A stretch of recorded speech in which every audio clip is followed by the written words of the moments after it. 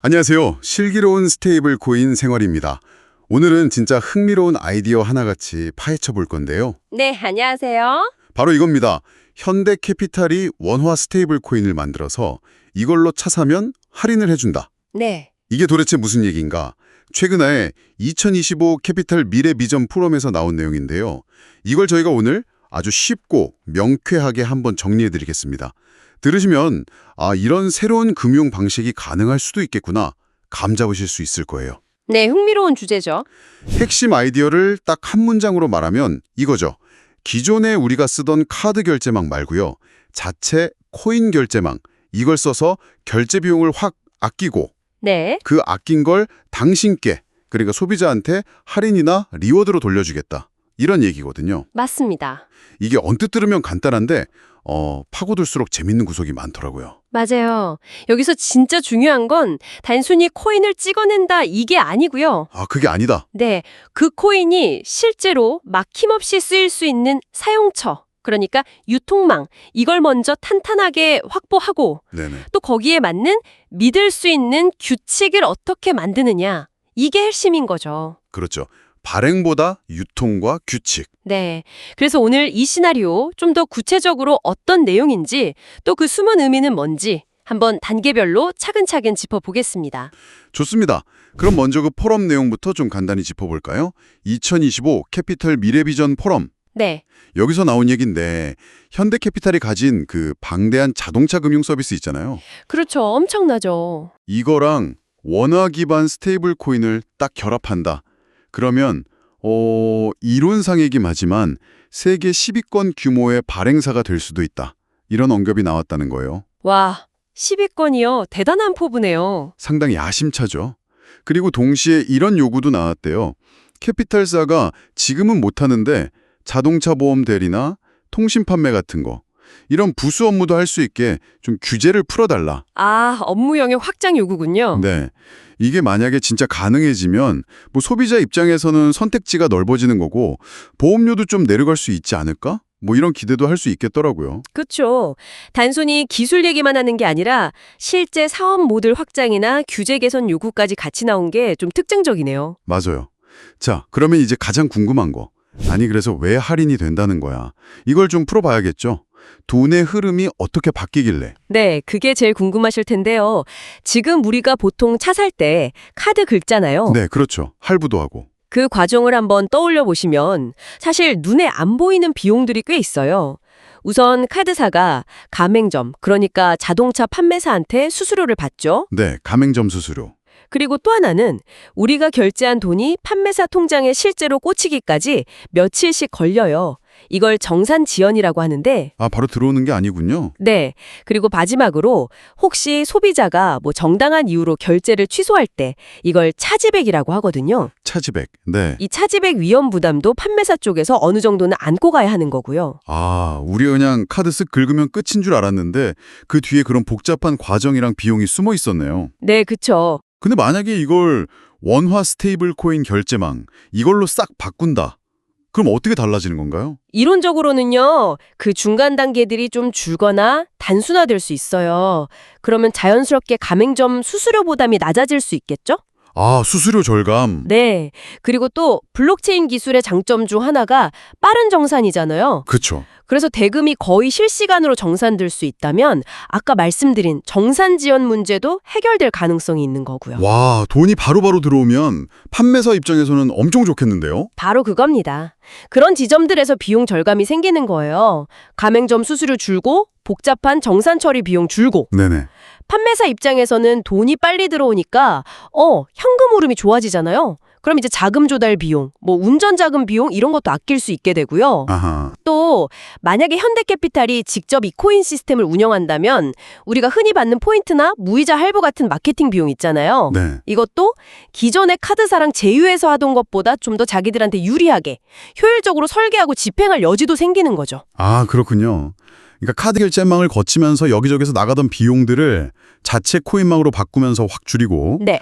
그렇게 아낀 돈으로 우리한테, 소비자한테 할인이나 리워드를 주겠다. 이런 논리군요. 정확합니다. 약간 그거랑 비슷한 건가요? 마트 앱 같은데 돈 충전해서 결제하면 뭐 포인트 적립이나 쿠폰 쓰기가 좀 더 편하고 혜택도 좀 더 주는 거. 네, 비슷한 맥락으로 이해하셔도 좋습니다. 근데 이건 좀 더 큰 그림을 그리고 있어요. 더 큰 그림이요?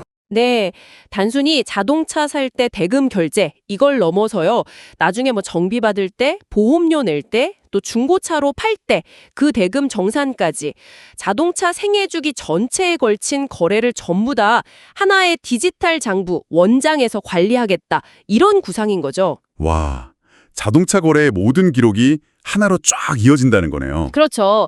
모든 기록이 투명하게 연동되는 이야, 진짜 큰 그림이네요. 그럼 이 시나리오, 잠재적인 규모는 어느 정도나 될까요? 포럼에서는 뭐 구체적인 숫자를 가정한 시나리오도 나왔다고 하던데요. 네, 그런 시뮬레이션을 해봤다고 해요.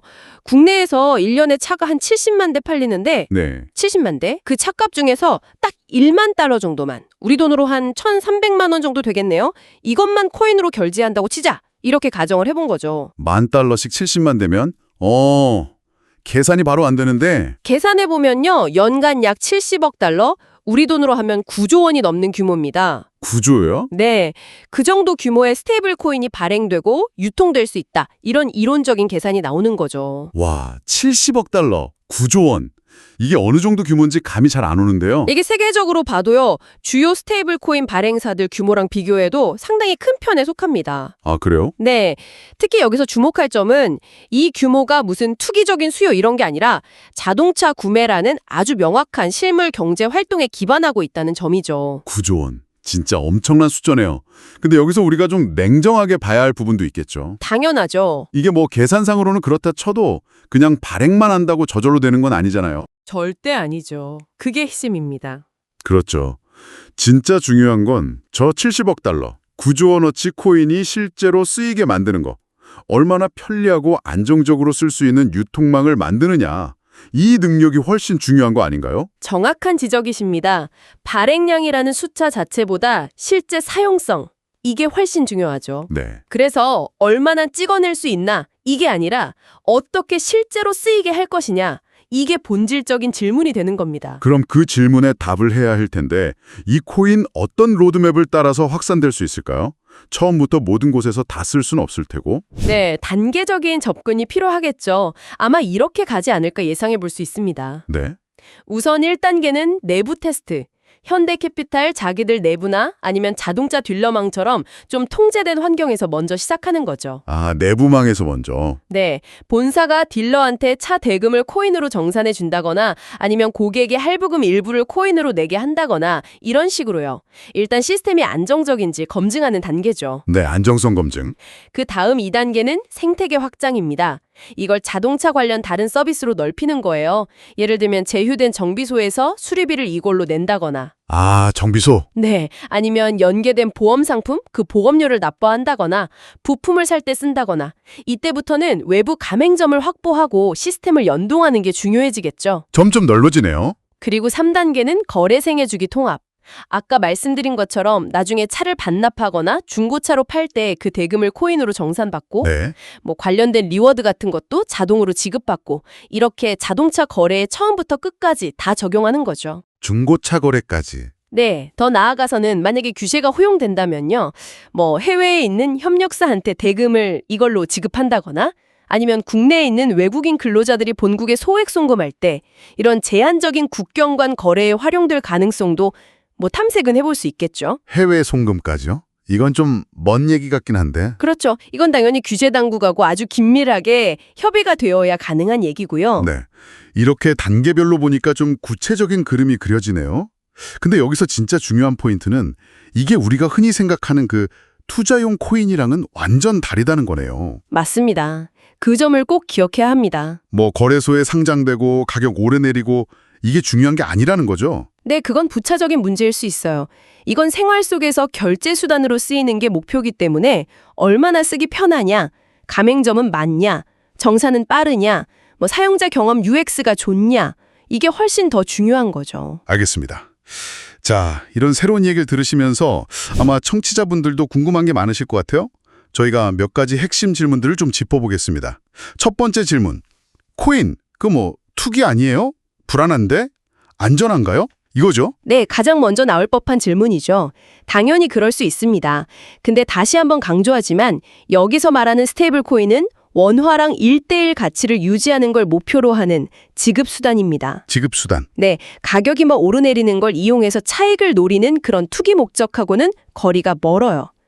물론 그 1대1 가치 안정성을 기술적으로 또 제도적으로 어떻게 확실하게 보장할 거냐, 이게 관건이긴 합니다. 그렇죠. 그게 제일 중요하죠. 그리고 해킹이나 분실 위험, 네. 이것도 당연히 대비해야 하고요. 그래서 뭐 허가된 사용자만 접근할 수 있는 화이트리스트 지갑이라든지 네. 거래 한도를 설정한다던가 네. 아니면 로그인할 때 2단계 인증, EFA라고 하죠. 네, 2단계 인증. 네, 그리고 뭐 비정상적인 거래를 탐지하는 시스템, FDS 같은 거. 이런 강력한 보안 장치들이 반드시 필요합니다. 보안은 정말 철저해야겠네요. 자, 그럼 두 번째 질문입니다. 그래서 당장 차 살 때 엄청 할인받을 수 있는 건가요? 네, 이것도 궁금하실 텐데요. 할인폭은 아까 설명드린 그 비용 절감분 안에서 결정될 겁니다. 아, 절감된 만큼만. 네, 얼마나 비용이 실제로 줄어드는지는 이걸 실제 시범 운영 같은 걸 해봐야 데이터로 증명이 되겠죠. 그냥 코인이니까 무조건 싸다, 이게 아니고요. 네. 우리가 이런저런 비용을 이만큼 줄였습니다. 그래서 그중 일부를 돌려드리는 겁니다. 라는 명확한 근거 제시가 중요합니다. 근거가 중요하군요. 알겠습니다. 세 번째 질문. 환불이나 계약 변경 같은 건 어떻게 하죠? 코인으로 낸 분은 어떻게 돌려받아요? 이거 진짜 현실적인 문제인데요. 네, 매우 중요하고 현실적인 질문입니다.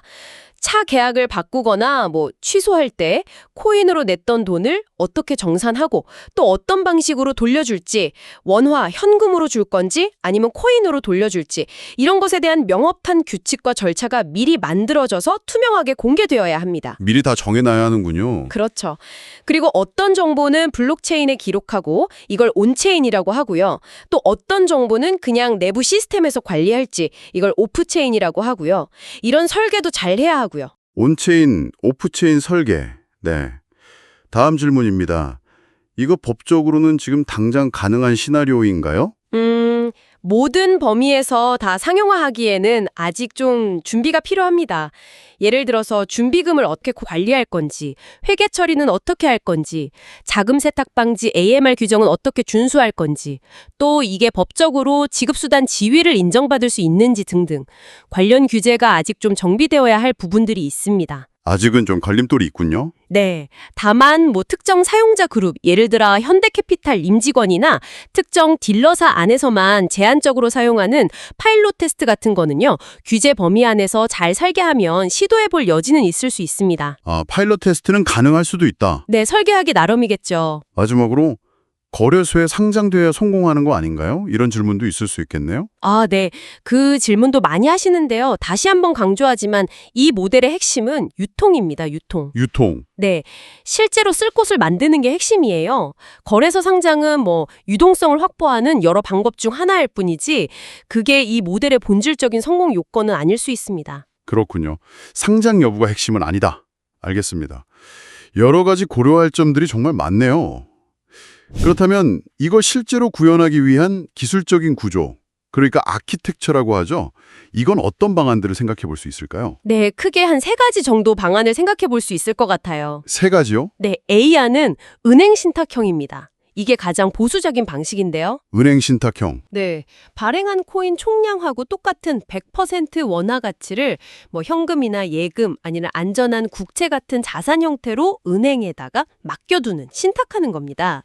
그리고 이 준비금이 얼마나 있는지 그 현황을 외부 감사를 받아서 실시간으로 투명하게 공개하는 방식이죠. 아, 100% 담보를 은행에 맡기고 공개한다. 네, 여기에 뭐 외부 데이터를 블록체인에 안전하게 연결해주는 오라클 기술 같은 것도 활용될 수 있고요. 네. 그게 A안? 그럼 B안은 뭔가요? B안은 토큰화 예금 또는 허가형 레이어 2 방식입니다. 이건 뭐냐면 은행 같은 금융기관이 기존 예금을 기반으로 해서 발행한 토큰화된 예금이라는 걸 활용하는 거예요. 토큰화된 예금. 네.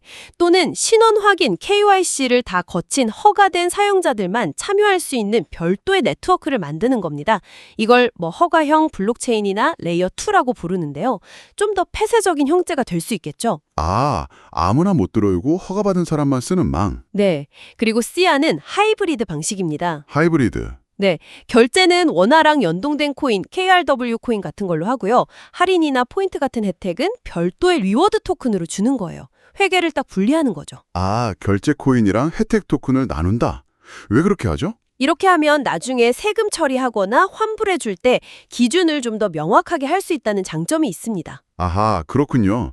A, B, C 세 가지 방안, 어떤 방식을 택하든 결국 제일 중요한 건 신뢰 같아요. 맞습니다. 신뢰가 핵심이죠. 준비금을 얼마나 안전하게 관리하는지, 또 그걸 얼마나 투명하게 공개하는지, 그리고 혹시라도 가치가 1원이란 딱 안 맞게 흔들리거나 디패깅이라고 하죠. 네, 디패깅. 아니면 갑자기 사람들이 다 돈으로 바꿔달라고 몰려드는 런리스크 상황, 이런 거에 대한 대비책은 있는지, 이런 게 다 신뢰의 기본이 될 것 같습니다.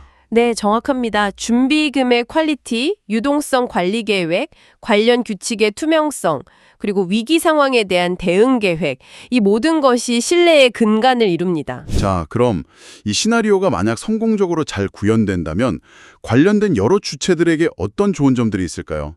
먼저 당신, 소비자 입장에선 뭐가 좋을까요? 일단 가장 직접적인 건 즉각적인 할인이나 리워드 혜택이겠죠. 네, 할인이 제일 크죠. 그리고 만약 규칙이 잘 만들어진다면 결제나 환불 처리 속도가 지금보다 빨라질 수도 있고요. 또 혜택이 어디서 어떻게 생겨서 나한테 오는 건지 그 과정을 좀 더 투명하게 알 수 있다는 장점도 있을 수 있습니다. 투명성, 네. 그럼 자동차 딜러나 정비소 같은 산업 생태계 참여자들은요? 이분들 입장에서는 대금 정산 속도가 빨라지는 게 클 겁니다. 그럼 현금 흐름이 좋아지고 운영자금 부담이 좀 줄어들 수 있겠죠. 아, 돈이 빨리 도니까. 네. 그리고 마케팅 쿠폰이나 AS 바우처 같은 거를 디지털 방식으로 만들어서 자동으로 관리하면 관리 효율성도 높일 수 있고요. 그렇겠네요. 정부나 규제 당국 입장에서는 어떨까요? 정부 입장에서는 원화 기반의 디지털 결제가 실제 산업 현장에서 어떻게 활용될 수 있는지 구체적인 사례를 확보할 수 있다는 의미가 있겠죠. 아, 좋은 레퍼런스가 되겠네요. 네, 이걸 바탕으로 소비자 보호 원칙은 지키면서 또 관련 표준이나 규제를 어떻게 만들어 나갈지 고민해볼 좋은 기회가 될 수 있습니다. 혁신을 지원하면서도 안정성을 확보하는 균형점을 찾는 데 도움이 될 수 있겠죠. 네, 긍정적인 효과들이 분명히 있어 보이는데 그래도 이게 현실이 되려면 넘어야 할 산도 많아 보입니다. 자, 마지막으로 이 시나리오를 현실적으로 검토하기 위해서 우리가 꼭 던져봐야 할 질문들 한번 체크리스트처럼 정리해 볼까요? 네, 좋습니다. 같이 한번 점검해 보시죠.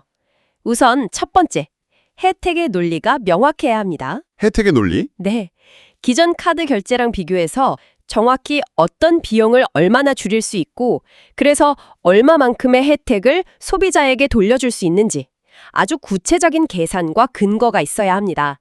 그냥 막연히 좋아질 거다가 아니라 데이터로 보여줘야 하겠죠. 네, 근거 있는 혜택. 두 번째는요? 유통망 구축 전략입니다. 이 코인을 어디서부터 쓰게 할 거냐? 아까 말한 단계별 로드맵 있죠? 딜러, 정비, 보험, 중고차. 각 단계별로 구체적인 목표가 있어야 해요. 예를 들어 코인 결제 비중은 몇 %까지 높일 건지, 정산 시간은 얼마나 단축할 건지, 고객 만족도는 어느 정도 달성할 건지 이런 명확한 목표 설정이 필요합니다. 구체적인 로드맵과 목표. 세 번째는 뭔가요? 준비금 관리와 공시의 투명성. 이건 아무리 강조해도 지나치지 않습니다. 그렇죠. 신뢰의 핵심. 네. 준비금을 어떤 자산으로 구성할 건지, 유동성은 어떻게 관리할 건지, 혹시 일일 거래 한도 같은 건 둘 건지, 그리고 이 모든 정보를 누구나 실시간으로 확인할 수 있도록 투명하게 공개할 방법은 뭔지, 이게 명확해야 신뢰를 얻을 수 있습니다. 투명한 준비금 관리. 네 번째 체크리스트는요? 사용자 경험 UX입니다. 아무리 기술이 좋아도 쓰기 불편하면 아무도 안 쓰겠죠. 맞아요. 불편하면 안 쓰죠. 코인을 충전하고 결제하고 또 환불받고 문제 생겼을 때 문의하는 그 모든 과정이요. 기존에 우리가 쓰던 카드만큼 아니 어쩌면 그 이상으로 쉽고 간편해야 합니다. 그래야 사용자들이 넘어올 유인이 생기죠. 쉽고 편리한 사용 경험. 다섯 번째는요? 만약에 아까 시안처럼 리워드를 별도 토큰으로 분리한다면 그 회계 처리나 세무 처리, 특히 환불 시 기준을 명확하게 분리해서 혼란이 없도록 해야 합니다. 결제 코인이란 리워드 토큰이 섞여서 복잡해지면 안 되거든요. 네. 회계 분리 명확화. 여섯 번째는? 소비자 보호 장치입니다. 앞서 말한 화이트리스트 2단계 인증, FDS 같은 기술적 보안 장치 외에도요. 만약에 그래도 피해가 발생했다? 그럴 경우에 소비자를 어떻게 구제할 것인지에 대한 명확한 규칙과 절차가 마련되어야 합니다. 제도적인 보호 장치죠. 피해 구제 절차. 네. 마지막으로 하나 더 있을까요? 마지막으로 소통 전략이 중요하다고 생각합니다. 이게 투기 목적이 아니라 생활 속 결제의 편의성을 높이기 위한 시도라는 점을요, 명확한 그림과 구체적인 사례를 통해서 꾸준히 설명하고 소통해야 합니다. 오해를 풀고 이 시도의 진짜 가치를 제대로 전달해야겠죠. 네. 투기가 아닌 편의성 증진임을 알리는 소통. 좋습니다. 오늘 슬기로운 스테이블 코인 생활에서는 현대캐피털 원화코인이라는 아주 흥미로운 시나리오를 정말 깊이 있게 파헤쳐봤습니다. 70억 달러, 9조 원이라는 잠재적 규모도 인상적이었지만 결국 성공의 열쇠는 발행량 그 자체가 아니라 얼마나 실제로 쓰이게 만드느냐 하는 유통 능력, 그리고 얼마나 안전하고 투명한 규칙을 만드느냐에 달려있다는 점을 확실히 알 수 있었네요. 그렇습니다. 결국 핵심은 단순해요. 코인을 만드는 기술 자체보다도 그 코인이 안전하고 편리하게 쓰일 수 있는 환경과 규칙을 만드는 것, 이게 훨씬 더 중요하고 또 어려운 과제입니다. 준비금은 어떻게 관리하는지, 환불 정책은 뭔지, 보안 장치는 충분한지, 이런 기본적인 규칙들을 얼마나 투명하게 보여주느냐가 결국 사용자의 신뢰를 얻는 가장 빠른 길이 될 겁니다. 네. 이 시나리오는 단순히 자동차 구매 방식의 변화, 이걸 넘어서서 어쩌면 미래 결제 시스템이 어떻게 바뀔 수 있는지 그 가능성을 엿볼 수 있게 해주는 중요한 사례가 될 수 있다고 봅니다. 당신은 이 시나리오에 대해서 어떻게 생각하시나요? 이런 디지털 금융 혁신이 우리 생활에 어떤 영향을 미칠지, 또 어떤 점을 더 주의 깊게 봐야 할지 한번 같이 고민해 보시면 좋겠습니다. 어쩌면 정말 미래에는요, 자동차뿐만 아니라 우리가 사는 많은 것들을 이런 원화 기반 스테이블 코인으로 결제하는 날이 올 수도 있지 않을까요? 한번 상상해 보는 것도 재밌을 것 같습니다. 네, 충분히 가능성 있는 미래죠. 오늘 슬기로운 스테이블 코인 생활이 당신의 생각의 폭을 넓히는데 조금이나마 도움이 되었기를 바랍니다. 내용이 유익했다면 구독과 알림 설정 꼭 부탁드리고요. 댓글로 당신의 생각도 자유롭게 남겨주세요. 저희는 다음 시간에 더 흥미로운 주제로 찾아뵙겠습니다. 감사합니다. 감사합니다.